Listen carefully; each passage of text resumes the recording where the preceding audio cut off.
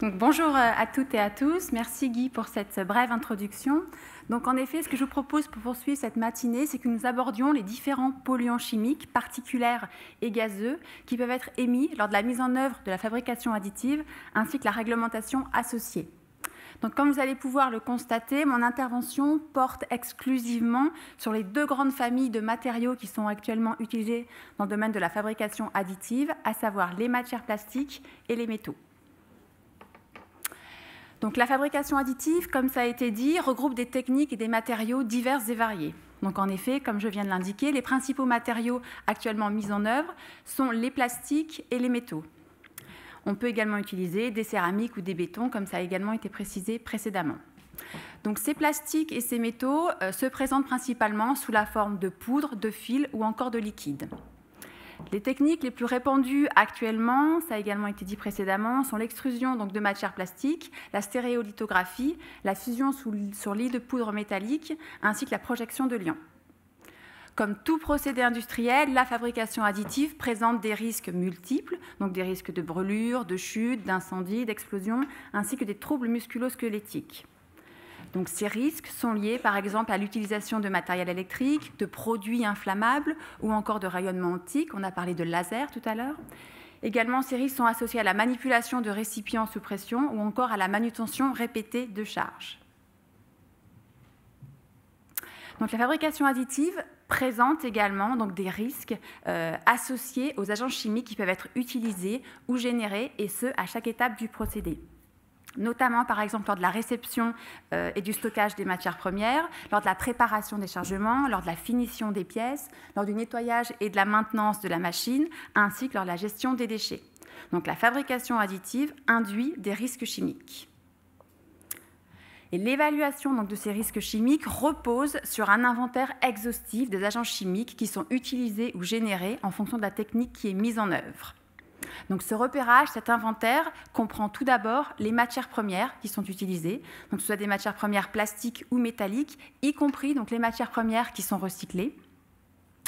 Sous l'effet de la température, ces matières premières vont générer des produits de dégradation, des sous-produits. Donc, ces sous-produits doivent également être pris en compte dans le cadre de cet inventaire. Il convient également de s'intéresser aux produits annexes. On a parlé des gaz d'inertage tout à l'heure, également les liants lors de la mise en œuvre de la projection de liants. Et enfin, il ne faut pas omettre les produits de nettoyage, d'entretien et de maintenance. Donc, les caractéristiques, les données physico-chimiques ainsi que les dangers de tous ces agents chimiques doivent être identifiés et répertoriés à l'aide des sources d'informations disponibles, telles que l'étiquetage, les fiches de sécurité ou encore les indications transmises par le fabricant. Donc, je vous propose maintenant de détailler les agents chimiques qui peuvent être utilisés ou émis lors de la fabrication additive métallique. Donc, tout d'abord, les matières premières. Donc, les matières premières, elles se présentent sous la forme de poudre ou de fils métalliques ou d'alliages métalliques qui peuvent contenir par exemple du nickel, du chrome, du cobalt, du titane ou encore du manganèse. Donc, la taille des particules qui constituent les poudres métalliques est généralement comprise entre 10 et 80 micromètres. Ces poudres métalliques peuvent également être constituées de particules ultra fines, ce qu'on appelle des particules nanométriques, c'est-à-dire des particules qui ont un diamètre inférieur à 100 nanomètres. Donc, pour rappel, un nanomètre est égal à 10-9 mètres, soit 1 milliardième de mètre. Et par ailleurs, en fait, on le verra également plus tard, je pense, les poudres recyclées sont composées également d'une grande proportion de particules nanométriques, de particules ultra fines. Donc, comme je l'ai dit précédemment, sous l'effet de la température, ces matières premières métalliques vont avoir tendance à se dégrader, à former des oxydes métalliques, oxydes de nickel, de cobalt, de chrome ou encore de titane. Et donc, ces oxydes métalliques se présentent également sous la forme de particules ultra fines, de particules nanométriques. Je l'ai dit précédemment, également, des produits d'entretien, du nettoyage, de maintenance peuvent être utilisés. Ce sont principalement des solvants, tels que l'isopropanol ou l'acétone. Des liants peuvent être mis en œuvre lors de la technique de projection de liants, tels que le cyanoacrylate de méthyle. Et enfin, on a parlé des gaz d'inertage tout à l'heure, donc l'argon et l'azote. Donc, il faut être vigilant avec ces gaz d'inertage, puisqu'ils peuvent faire diminuer la concentration en oxygène de l'air et donc induire des risques d'hypoxie, voire d'anoxie.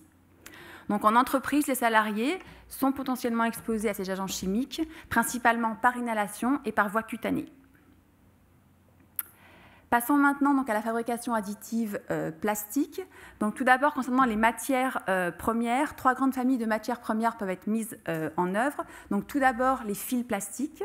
Donc ce sont des polymères dans lesquels on a ajouté donc des additifs.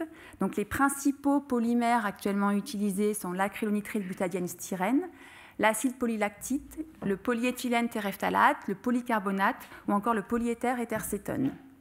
Donc on ajoute à ces polymères différents additifs, des pigments, des stabilisants UV, thermiques, des ignifugeants ou encore des charges. Des résines liquides peuvent également être utilisées, donc ce sont des monomères et des prépolymères, tels que les acrylates ou des polyuréthanes, qui sont dissous dans divers solvants organiques, tels que du glycérol ou du polyéthylène glycol. Et là également, des additifs peuvent être utilisés, des pigments, des charges ou encore des ignifugeants. Enfin, dernière grande famille de matières premières plastiques qui peuvent être mises en œuvre, donc les poudres plastiques sont principalement des polyamides, le PA11 ou le PA12, donc polyamide 11 et polyamide 12, ainsi que le polyuréthane thermoplastique. Donc, sous l'effet de la température, ces matières premières plastiques vont également se dégrader, donc vont générer des sous-produits, donc principalement des polluants gazeux et particulaires, donc par exemple du monoxyde de carbone, du dioxyde de carbone, ainsi que des composés organiques volatiles, du styrène, des aldéhydes et des particules fines et ultra-fines. Comme dans le cas de la fabrication additive métallique, des produits de finition, de nettoyage, d'entretien, notamment des machines, sont employés, tels que l'isopropanol et l'acétone. Et enfin, en ce qui concerne les liants, pour la technique de projection de liants, donc des polyuréthanes ainsi que des copolymères styrène acrylate peuvent être employés. Donc, comme dans le cas de la fabrication additive métallique, donc les salariés sont potentiellement exposés soit par inhalation, soit par contact cutané. Donc, une fois que l'inventaire des agents chimiques utilisés et émis a été réalisé, donc il convient de développer en entreprise une démarche de prévention des risques. Donc, cette démarche de prévention des risques chimiques s'appuie sur différents textes réglementaires issus du Code de travail et notamment sur les règles de prévention des risques chimiques qui se répartissent en plusieurs sections. Donc, tout d'abord, il convient de se référer aux règles générales de prévention des risques associés aux agents chimiques dangereux, donc agents ACD. Ce sont les articles R4412-1 à R4412-57. Il convient également de se reporter aux règles particulières applicables aux agents chimiques dangereux définis réglementairement comme cancérogènes, mutagènes ou toxiques pour la reproduction. On en a parlé précédemment, ce sont les agents CMR. Donc, en effet, dans le cadre de la fabrication additive métallique, différents polluants, donc métaux et oxydes métalliques, sont classés cancérogènes, mutagènes ou toxiques pour la reproduction. C'est le cas du cadmium et du cobalt, qui sont classés cancérogènes de catégorie 1B. Et c'est également le cas des oxydes de nickel et du trioxyde de chrome, qui sont classés donc cancérogènes de catégorie 1A. Enfin, il convient de se reporter aux textes réglementaires qui portent sur les valeurs limites d'exposition professionnelle qui existent pour certains agents chimiques. Donc, il existe différents types de VLEP. Donc, tout d'abord, les VLEP réglementaires contraignantes. Il existe également des VLEP réglementaires indicatives qui sont fournies dans l'arrêté du 30 juin 2004. Et enfin, des VLEP indicatives qui sont mentionnées dans différentes circulaires.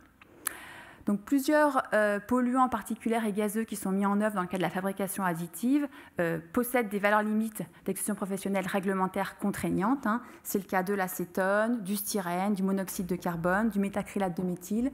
Et c'est également le cas de certains métaux et oxydes métalliques, tels que le cadmium ou le trioxyde de chrome.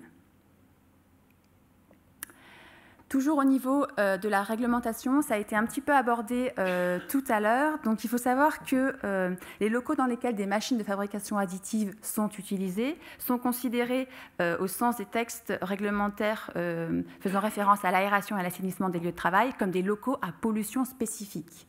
Donc, l'employeur a l'obligation de capter les polluants émis, donc les poussières, les gaz et les vapeurs, au fur et à mesure de leur production, au plus près de leur source d'émission et aussi efficacement que possible, notamment en tenant compte de la nature des caractéristiques et du débit des polluants, ainsi que des mouvements de l'air. Par ailleurs, je viens très récemment de parler des valeurs limites d'exposition professionnelle. Pour certains polluants, il n'existe pas de VLEP.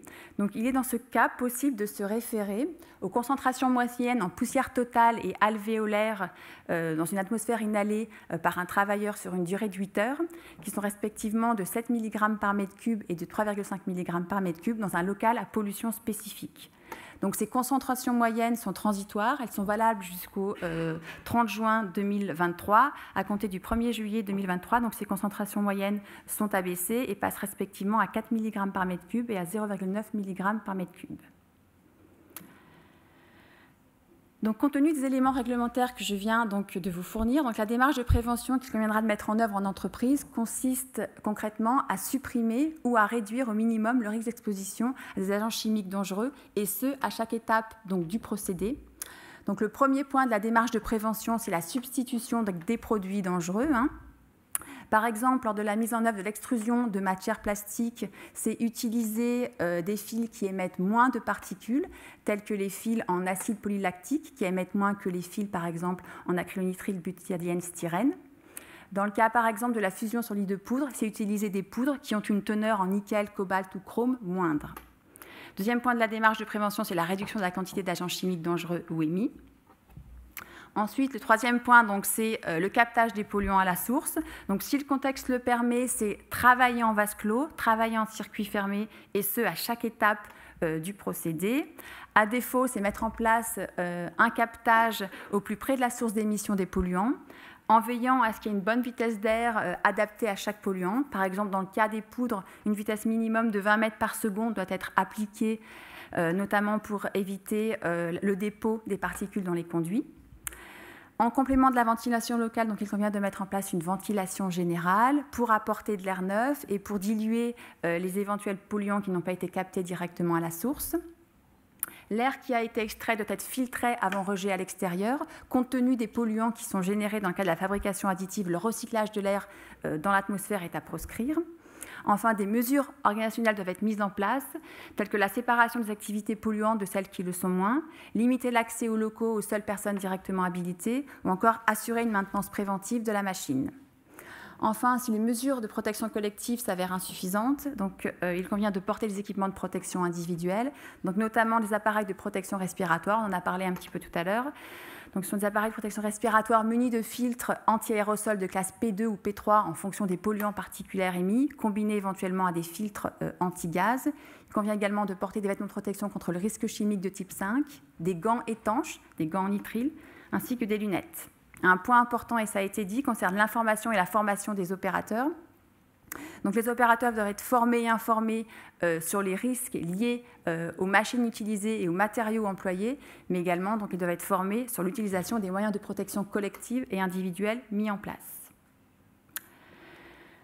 Donc, je l'ai dit, la démarche de prévention doit être mise en place à chaque étape du procédé. Et en effet, il y a certaines opérations, certaines étapes du procédé qui sont particulièrement polluantes, particulièrement émissives. On en a parlé un petit peu tout à l'heure.